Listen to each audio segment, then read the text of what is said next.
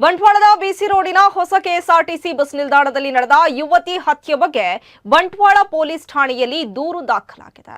ಮೃತರನ್ನ ಕಕ್ಕೆಪದವು ಸಮೀಪದ ಕೊಡಂಗಿ ನಿವಾಸಿ ಲಾವಣ್ಯ ಎಂದು ಗುರುತಿಸಲಾಗಿದೆ.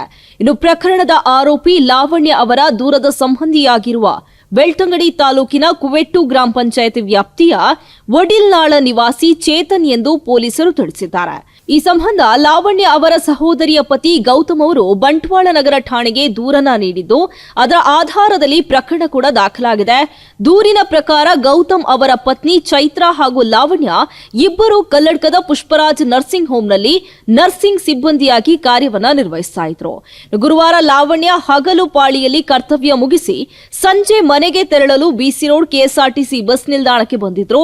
ಇದೇ ವೇಳೆ ರಾತ್ರಿ ಪಾಳಿಗೆ ತೆರಳಬೇಕಿದ್ದ ಚೈತ್ರ ಅವರು ಗೌತಮ್ ಅವರಿಗೆ ಕರೆ ಮಾಡಿ ಲಾವಣ್ಯ ಬಸ್ನಲ್ಲಿ ಕುಳಿತಿದ್ದು, ಚೇತನ್ ಎಂಬಾತ ಆಕೆಗೆ ಕಿರುಕುಳ ನೀಡುತ್ತಿದ್ದಾನೆ, ಕೂಡಲೇ ಲಾವಣ್ಯಗೆ ಕರೆ ಮಾಡಿ ಎಂದು ತಿಳಿಸಿದ್ದಾರೆ. ಅದರಂತೆ ಗೌತಮ್ ಅವರು ಲಾವಣ್ಯಗೆ ಕರೆ ಮಾಡಿದಾಗ ಚೇತನ್ ಕಿರುಕುಳ ನೀಡುತ್ತಿರುವುದು ನಿಜ ಎಂದು ಹೇಳುವಷ್ಟರಲ್ಲಿ ಆಕೆ ಜೋರಾಗಿ ಕಿರುಚಿದ ಶಬ್ದ ಕೇಳಿಬಂದಿದೆ.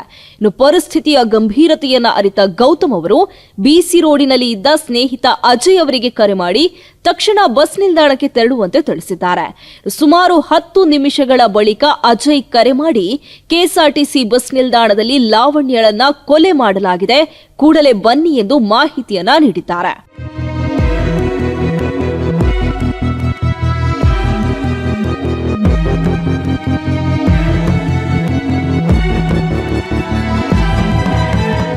ಬಳಿಕ ಗೌತಮ್ ಅವರು ಊರವರೊಂದಿಗೆ ಬಂಟ್ವಾಳ ಸರ್ಕಾರಿ ಆಸ್ಪತ್ರೆಗೆ ಆಗಮಿಸಿದ್ದು, ಲಾವಣ್ಯ ಅವರ ಮೃತದೇಹವನ್ನು ಗುರುತಿಸಿದ್ದಾರೆ.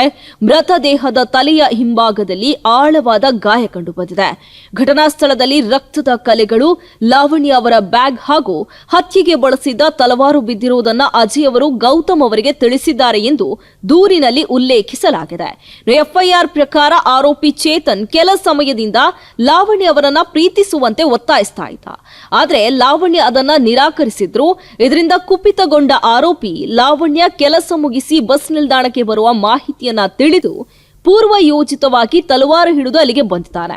ಸಂಜೆ 5:30ರಿಂದ 6 ಗಂಟೆಯ ನಡುವಿನ ಅವಧಿಯಲ್ಲಿ ಬಸ್ ನಿಲ್ದಾಣದಲ್ಲಿ ಲಾವಣ್ಯ ಅವರನ್ನ ಹಿಂಬಾಲಿಸಿ ತಡೆದು ನಿಲ್ಲಿಸಿ ತಲೆಯ ಹಿಂಭಾಗಕ್ಕೆ ತಲವಾರಿನಿಂದ ಕಡಿದು ಹತ್ಯೆಗೈದ ಬಳಿಕ ಆಯುಧವನ್ನ ಸ್ಥಳದಲ್ಲೇ ಬಿಸಾಡಿ ಪರಾರಿಯಾಗಿದ್ದಾನೆ ಎಂದು ದೂರಿನಲ್ಲಿ ಆರೋಪಿಸಲಾಗಿದೆ.